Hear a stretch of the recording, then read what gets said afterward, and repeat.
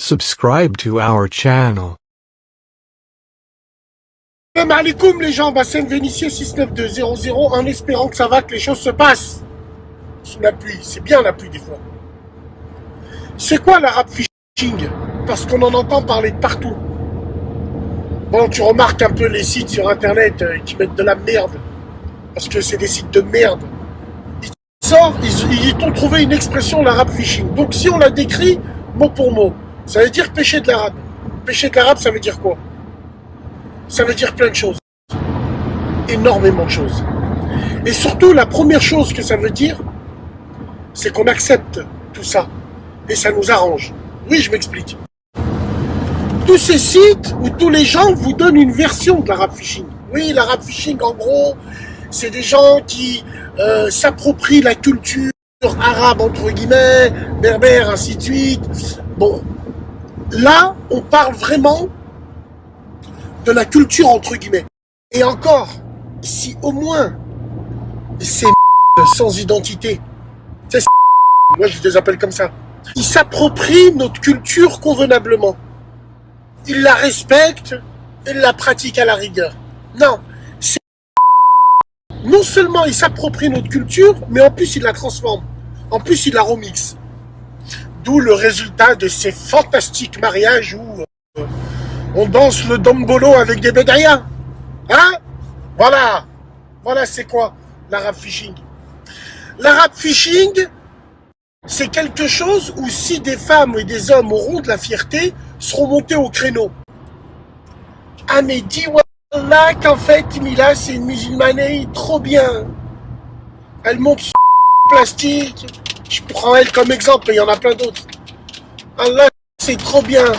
Le vendredi elle nous met un rappel.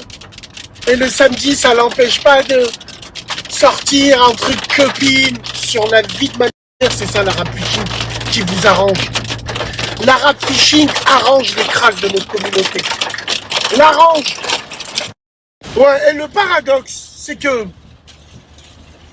quand tu veux faire de l'arabe phishing, moi ça me dérange pas s'il y a des gens qui veulent faire de l'arabe phishing. En France, on va dire du maghrébin phishing.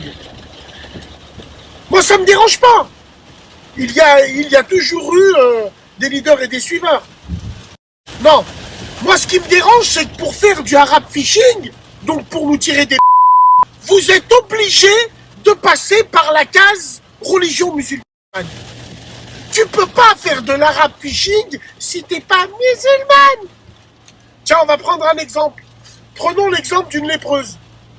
Une lépreuse qui a le profil, la gueule de l'emploi.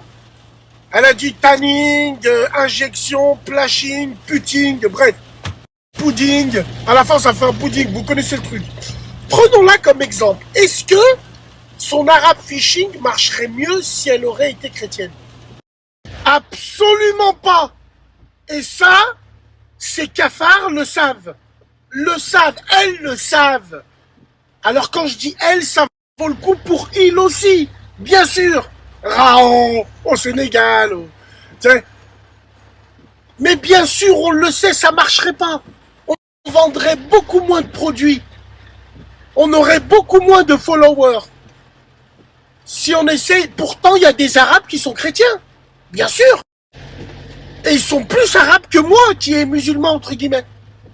Voilà c'est quoi l'arabe phishing est typiquement commercial. Mais ce commercial arrange largement plus les crasses et les crasseux des communautés visées que les usurpateurs qui utilisent ça pour les piéger.